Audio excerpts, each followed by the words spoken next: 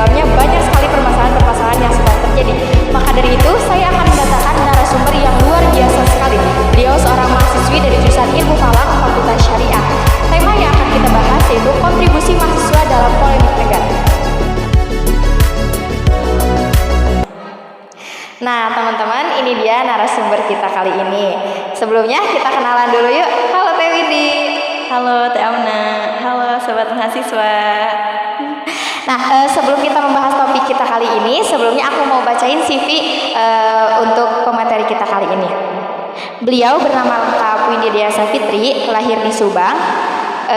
Adapun organisasi yang sudah beliau tempuh, yang pertama yaitu Ketua Umum Forum Komunikasi OSIS Subang periode 2023, Dewan Pembimbing Forum Komunikasi OSIS Subang 2024, Pengurus Forum Anak Kabupaten Subang 2021 sampai 2023, Fasilitator Forum Anak Kabupaten Subang 2023 sampai sekarang, Lembaga Dakwah Mahasiswa UIN Syaiber Syekh Nurjati Cirebon, Divisi PSDM, HMJ Ilmu Falak Divisi PSDM, pengurus PSGA UIN Syaiber Syekh Nurjati Cirebon.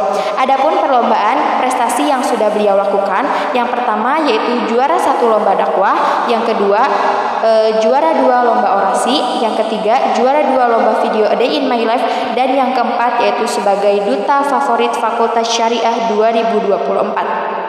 Nah, teman-teman, banyak sekali pengalaman-pengalaman yang sudah beliau tempuh dan prestasi-prestasi yang segudang itu. Nah, kira-kira kita penasaran gak sih sosok yang ada di samping saya ini? Sebelumnya, mari kita saksikan mengenai topik yang akan kita bahas, yaitu kontribusi mahasiswa dalam negara. Kita mulai diskusi kita kali ini. Teh Windy, menurut Teh Windy, apa sih mahasiswa itu? Oke, terima kasih Teh Amna. Jadi, teman-teman, mahasiswa itu adalah seseorang yang sedang menempuh pendidikan di universitas gitu. Kan kalau kita waktu SMP, SD, dan juga SMA gitu kan, itu kan siswa kan. Nah, ketika kita pindah ke tingkatan universitas, maka status kita juga berubah menjadi mahasiswa, bukan lagi siswa gitu Teh. Jadi mahasiswa itu seseorang yang sedang menempuh pendidikan di tingkat universitas. Oh, berarti Teh Windy, kalau misalkan mahasiswa itu tingkatannya di atas siswa, otomatis tugas sebagai mahasiswa juga lebih banyak ya? Ya betul dong Teh, karena apalagi kampus itu sebagai miniatur pemerintah. Nah, otomatis ketika kita sudah di ranah kampus, pemikiran kita juga semakin dilatih. Bagaimana kita harus mengkritisi pemerintah dan yang lain-lain. Jadi tentunya peran mahasiswa ini juga sangat besar Teh Amna gitu. Iya, setelah mengetahui apa itu mahasiswa dan perannya ternyata sangat besar sekali. Tapi Teh Windy kan faktanya nih ya, mahasiswa ada 2 tipe. Yang pertama kupu-kupu, kuliah pulang. Yang kedua kura-kura, kuliah rapat. Nah, menurut Teh Windy nih, yang paling efektif kita sebagai mahasiswa di antara 2 ini, lebih baik yang mana? Kalau menurut pribadi, karena kan mungkin emang pemikiran orang beda-beda ya mungkin ya. Jadi bisa saja mereka-mereka yang kuliah pulang itu mereka punya perspektifnya tersendiri. Tapi teman-teman, karena kita ini sekarang adalah di tingkat universitas, yang mana sebentar lagi kita akan terjun ke dunia yang sesungguhnya, yaitu masyarakat. Oleh karena itu, menurut Windy pribadi, yang lebih efektif ketika sekarang kita sedang menempuh di pendidikan universitas gitu ya, itu lebih baik kita mengeksplor diri gitu. Kita harus mengetahui diri kita harus mengenali diri kita gitu. Nah, maka yang lebih efektif menurut ini adalah cobalah ikut kegiatan yang tentunya itu bisa membranding diri kita untuk kita bisa terjun di masyarakat kelak gitu Teh. Nah, menyinggung mengenai kegiatan-kegiatan mahasiswa juga teman-teman, Teh Windy ini sebagai mahasiswi aktif ya di jurusannya, banyak sekali organisasi-organisasi yang beliau kerjakan. Nah, Teh Windy, saya penasaran gimana sih cara Teteh dalam membagi waktu antara belajar, antara kegiatan, antara tugas yang harus dikerjakan. Barangkali boleh sharing supaya kita termotivasi. Oke, wah ini sepertinya problem banget ya Teh terkait manajemen waktu gitu. Nah, teman-teman gak bisa dipungkiri bahwasannya kita ini sebagai mahasiswa, tugas kita yang pertama apa? Belajar. Iya, itu tugas kita yang pertama, yang utama. Karena kan kita sudah diamanahkan ya oleh kedua orang tua kita untuk belajar bersungguh-sungguh supaya bisa menjadi sarjana gitu kan, harapan orang tua. Nah, bagaimana sih caranya memanage waktu? Karena kan ketika kita kuliah pulang itu gak terlalu efektif ya, karena kan kita juga harus mengeksplor diri kita gitu kan. Ketika nanti kita terjun ke masyarakat itu, pengalaman-pengalaman yang ada di organisasi itu sangat penting teh. Jadi nggak bisa gitu kan, cuman hanya fokus di satu bidang aja.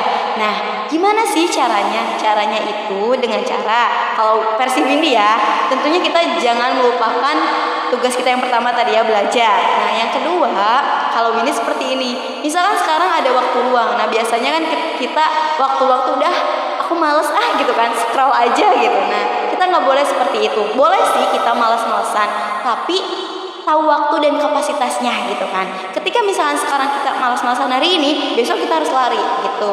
Nah, saran yang kedua dari Windy, ketika misalkan kita rapat itu kan biasanya rapat itu enggak selamanya rapat gitu ya teh, kayak ada waktu-waktu yang apa sih, kayak udah istirahat dulu gitu kan, dijeda. Nah itu, nah biasanya Windy digunakan itu sebagai mengerjakan tugas gitu. Jadi di saat mereka misalkan bercanda atau apa, kita mengerjakan tugas gitu ya. Itu adalah resiko teman-teman yang harus kita ambil gitu kan.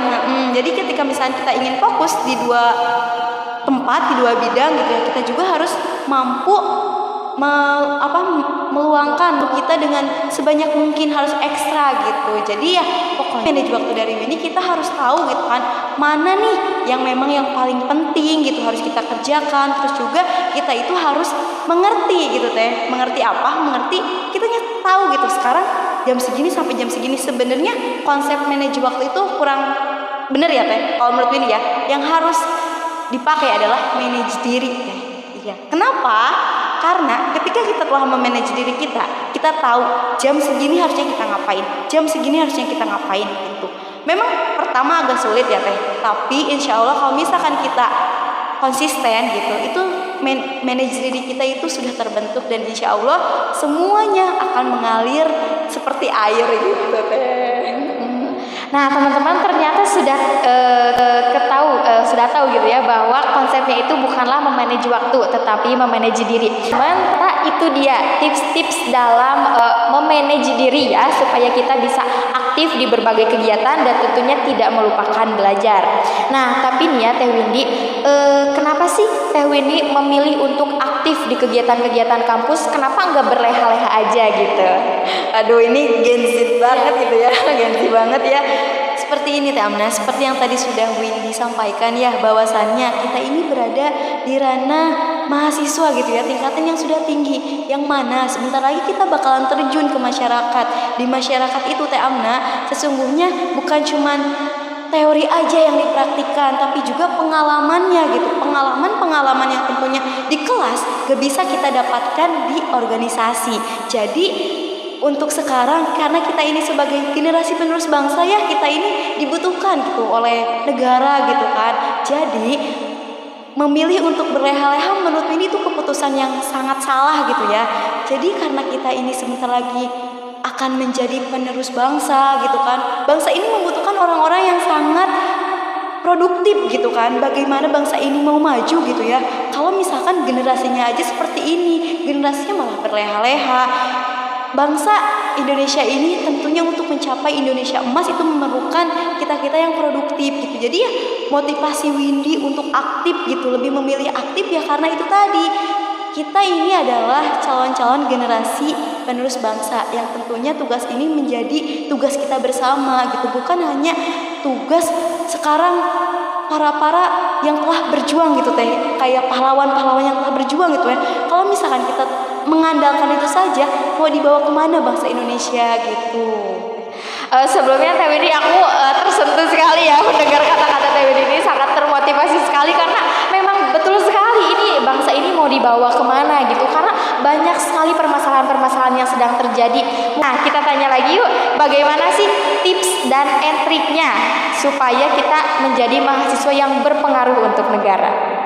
Wah, ini pertanyaannya sangat-sangat menarik banget ya Teh, karena kan tadi sudah dibahas ya, ini kuliah pulang sama kuliah rapat itu gimana. Nah sebenarnya ya kalau misalkan untuk dibandingkan lagi nih, sebenarnya kita ya kalau misalkan emang gak apa-apa sih sebenarnya kalau misalkan mau jadi mahasiswa yang kuliah pulang, tapi ya tadi kita itu bagaimana sebagai mahasiswa harus dampak untuk negara apa ya, misalnya kita tuh nih dan tidak baik-baik saja gitu kan.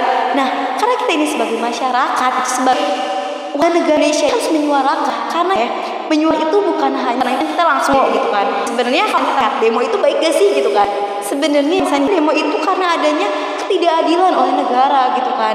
Kita sebagai mahasiswa yang tentunya sebagai tadi miniatur kamu gitu kan, maka adalah miniatur negara yang tentunya sangat boleh gitu kan melihat ini negara kita tidak baik-baik aja, harus menyuarakan gitu. Jadi kalau untuk demo sendiri ini boleh-boleh aja, asalkan tentunya tidak merusak fasilitas negara gitu kan. Demo sesuai aturannya gitu kan, tidak membuat rusuh dan yang lainnya. Nah tapi kita langsung turun langsung ke jalan, kita juga karena sekarang adalah berbasis digital teh. Nah kita jangan lupa digital itu kan. Sekarang semakin berkembang. Sekarang kan ya apa sih informasi dapatnya langsung dari Instagram misalkan dari itu. Nah oleh karena itu teman-teman tentunya kita supaya kita bisa menjadi berpengaruh gitu kan, salah satunya tadi jangan takut speak up gitu kan. Misalkan sekarang lagi isu apa ya nggak apa-apa, misalkan ih kamu mah FOMO ya gitu kan, sekarang kan biasanya kayak gitu ya, ada isu apa langsung ikutan FOMO. Tapi FOMO yang kayak gitu it's okay, nggak apa-apa gitu kan, karena kita tahu Indonesia sedang tidak baik-baik saja. Kita bisa menyuarakan itu buat tadi di digital gitu kan, kayak misalkan kan kayak bikin konten apa gitu yang menarik. Nah itu salah satu kita sebagai mahasiswa untuk bisa berdampak positif kepada negara gitu, supaya menyuarakan nih bahwa negara kita ini sedang baik-baik aja gitu teh. Jadi ya tadi seperti itu teh, kita jangan diem aja gitu intinya, supaya menjadi mahasiswa yang berdampak untuk negara.